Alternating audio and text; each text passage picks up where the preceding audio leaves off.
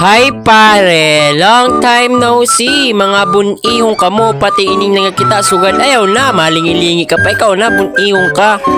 Sa sobra ta naman niya kasi ni mga bossing sa aton video ay napakomment si Ma'am Marichu. Adi nga niya niya comment. Pakadi unta sa balay ang iyong ligid-ligid, nice one. Adi man gani ang sabi ko sa iya. Sige po, kay pagkita mo, ada na ako sa atubangan sa iyo balay nagaligid-ligid. Adi naman Maricho, na-notice na ikaw, syempre hindi kita magpapauri. Baka Boss Benar yarn. Shoutout sa iyo Ma'am Maricho, masasabi ko lang, bunihong ka.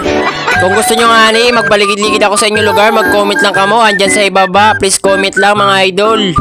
At ayun na nga mga bossing, ipiflex ko muna ang aking kasuotan. Siyempre at upgrade naman tayo. Nakabutas at saka naka-helmet at nakabag. Baka Boss Benar yan. Napakaangas! Maraming salamat sa mga sumusuporta sa aking mga video. Sabi ko lang sa inyo, mga bunihong kamo. At ito nga mga bossing, tamang model lang tayo. Napakaangas! Baka Boss Benar yan. At ito nga mga bossing, tamang bayo-bayo lang tayo. Pak ganun. Diba talaga si Boss Benar nyo? Napaka-pogi. Baka pogi yan.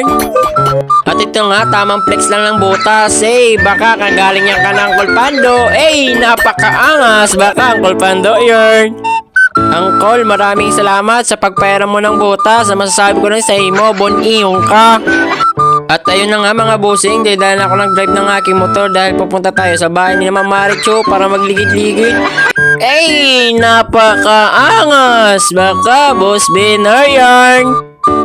Iba talaga si Boss Benar nyo, hindi yan magpapatalo. Baka pogi tayo syempre, hindi tayo magpapatalo baka Boss Benar yan. At ito nga mga bossing, tamang liko lang tayo sa Gedli. Dahil nga mga bossing, pupuntahan natin sa bahay ni Ma'am Marichu para magligid-ligid. Napakaangas! Baka Ma'am Marichu yan. At ito na nga mga bossing, malapit na tayo kung saan tayo magligid-ligid. Napakaangas! Partida, naka-helmet pa yan mga bossing. Baka tiwi yan. At dito nga naghinto ako mga bossing dahil sobrang ganda talaga dito ng view. Napakaangas talaga. Sa sobrang ganas ng view, implex ko nga ang aking iputan. Baka nakapampers yan. At ito naman nga mga bossing, tignan nyo naman napakaganda talaga ng view. Insayaw-sayaw pa, nagkarakaldag pa. Turkimbot pa, napakaangas. Baka Boss Benar yan. Inayos ko nga yung pampers dahil magutok, masakit sa iputan.